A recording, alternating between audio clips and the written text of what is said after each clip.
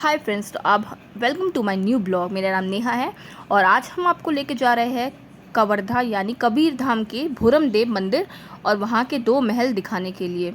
तो अब हम निकल चुके हैं अपने न्यू डेस्टिनेशन के लिए, तो बने रहे हमारे साथ ब्लॉग में। तो अब हम 3 घंटे सफ़र करके कटघोरा कोरबा से पहुँच चुके हैं भोरम देव। तो आप देख सकते हैं यहाँ का कितना घना जंगल है और चिल्फी घाटी है यहाँ पर, और बहुत ही खूबसूरत सा भोरम देव का मंदिर है। तो ये प्राचीन मंदिर है। भोरम देव मंदिर छत्तीसगढ़ राज्य के कवर्धा जिले में स्थित है। इसे छत्तीसगढ़ का खजुराहो भी कहा जाता है क्योंकि इसकी दीवारों पर बनी कामुक मूर्तियाँ और शैली खजुराहो में के मंदिर से मिलती जुलती है। इसका स्थान है चौरा गाँव, कवर्धा जिला, छत्तीसगढ़। कवर्धा से 18 किलोमीटर दूरी है और रायपुर से ये 125 किलोमीटर की दूरी पे है। इस मंदिर का निर्माण 7वीं से 11वीं सदी के बीच हुआ था। यह एक अभिलेख के अनुसार इसका निर्माण नागवंशी राजा गोपाल देव ने कराया था। प्रारंभ में यह मंदिर लक्ष्मी नारायण को समर्पित था, लेकिन अब यह शिव मंदिर के रूप में जाना जाता है। भोरम देव की मूर्तियां खजुराहो से अधिक स्वाभाविक और ग्रामीण लोक प्रभाव वाली है। गोंड जनजातियों संस्कृति की झलक यहाँ की कला में स्पष्ट दिखाई देती है। आसपास के छोटे मंदिर और मंडप भी उतने ही आकर्षक शिल्प कलाओं से सजाए गए हैं। तो आप देख सकते हैं आगे ये है यहाँ का मेन शिवलिंग, जो कि चांदी का बना हुआ है और यहाँ पर अभी रुद्राभिषेक की पूजा चल रही है। तो देख सकते कितनी ही खूबसूरत शिवलिंग है। और अब हम मंदिर से बाहर निकल चुके हैं। यहाँ के दीवारें देख रहे हैं, यहाँ का कला देख रहे हैं, और यहाँ पर आसपास ही बहुत से मंदिर है। ये दूसरा मंदिर है जहाँ पे आप शिवलिंग देखेंगे हांडी के शेप का बना हुआ है।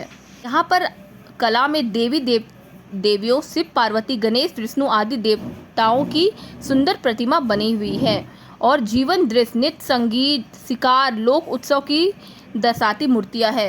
ये है यहाँ का खूबसूरत सा तालाब और यहाँ एक सुंदर सा पार्क भी है। तो उस भोरम देव मंदिर घूमने के बाद हमें भूख लग गई, तो हम आए हैं भुट्टा खाने। आज एक्चुअली पूरा दिन भर हम लोग सिर्फ भुट्टा ही खाए क्योंकि हमें और कुछ खाने को मिल नहीं रहा है, और इसीलिए हम लोग सिर्फ भुट्टा ही खाए। उसके बाद हम जाएंगे यहाँ की 2 खूबसूरत सा महल देखने। यहाँ 2 खूबसूरत महल है, एक मंडवा महल, एक चेकरी महल। तो अब हम भोरम देव मंदिर से निकलकर चेकरी महल देखने जा रहे हैं। तो हम पहुंच गए चेकरी महल। चेकरी महल भोरम देव के क्षेत्र के पास ही कवर्धा जिले में है। यह भी एक प्राचीन काल का शाही और धार्मिक स्थल माना जाता है। महल नाम होने के बावजूद ये एक मंदिर नुमा ढांचा है और यहाँ की वास्तुकला नागर शैली की झलक देती है। मूर्तियाँ और स्तंभों पर सुंदर नक्काशी देखने को मिलती है। चेकरी महल भोरम देव समूह के उन मंदिर अवशेष में से है जो क्षेत्र में संस्कृति, कला और जनजातीय प्रभाव को प्रदर्शित करता है। तो ये सब आर्ट है जो कि आपको मंदिर में देखने मिलेगा। ये सब आर्ट का कुछ फोटोग्राफ्स है। तो आप देख सकते हैं यहाँ की आर्ट कितनी खूबसूरत, कितनी ब्यूटीफुल तरीक़ा से बनाया गया है। ये मंदिर बहुत ही सुंदर है, इसीलिए इसे छत्तीसगढ़ का खजुराहो भी बोलते हैं, क्योंकि ये खजुराहो की तरह ही यहाँ पर आर्ट किया गया है, नक्काशी किया गया है मंदिर में। तो अब चेकरी महल देखने के बाद हम निकल पड़े हैं मंडवा महल के लिए, जो लगभग 1.5 किलोमीटर दूर है भोरम देव से। मंडवा महल यह एक विवाह मंडप जैसा स्मारक है। यहाँ भी खजुराहो जैसे कामुक शिल्प कला मिलती है। इसका निर्माण नागवंशी राजा ने करवाया था। तो अब हम भोरम देव मंदिर घूमने के बाद आगे बढ़ रहे हैं। तो आप देख सकते कितने घने जंगल में है कबीर धाम में, कवर्धा में ये। उसके बाद हम जा रहे हैं फिर से मंडवा महल। ये है मंडवा महल। तो हम अब मंडवा महल देखने जा रहे हैं। तो भोरम देव में आप जाएंगे तो यहाँ कई सारे वाटरफॉल्स मिलेंगे आपको, और एक दिन का ट्रिप है ये। बिलासपुर से तो बहुत पास है। अब हम मंडवा महल के पास आ गए हैं। ये एक विवाह मंडप के रूप में बना हुआ है और मैक्सिमम यहाँ पे जितने भी मंदिर है उसमें गर्भगृह में शिवलिंग ही है। तो अब हम शिवलिंग देखने जा रहे हैं। तो चलिए हमारे साथ। तो ये नंदी बाबा है और आगे जाके आपको शिवलिंग दिखाएंगे। तो शिवलिंग देखने के बाद तो आप देख सकते हैं कितना सुंदर सा प्यारा सा शिवलिंग है।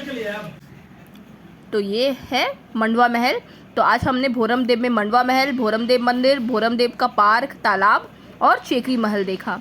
अब उसके बाद हम लोग अपने नेक्स्ट डेस्टिनेशन की तरफ निकल जाएंगे। अब हम जा रहे हैं कवर्धा, और कवर्धा से फिर आगे रायपुर राजिम जाएंगे।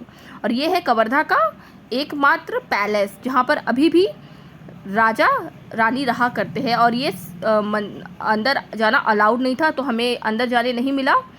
और ये सिर्फ दशहरा के दिन खुलता है अन्य लोगों के लिए, आम लोगों के लिए, हमारे लिए।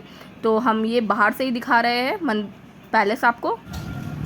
उसके बाद हमें बहुत ज़ोर से भूख लगी थी, हमें दिन भर में बहुत कुछ खाने नहीं मिला, सिर्फ भुट्टा पे हम लोग थे। तो अब यहाँ पर सेब पूरी खा के और फिर अब रायपुर पहुँच चुके हैं, रायपुर में स्टे करेंगे। तो फ्रेंड्स, आपको अगर ब्लॉग अच्छा लगा, इन्फॉर्मेटिव लगा, तो please like and subscribe to my channel. Thank you friends.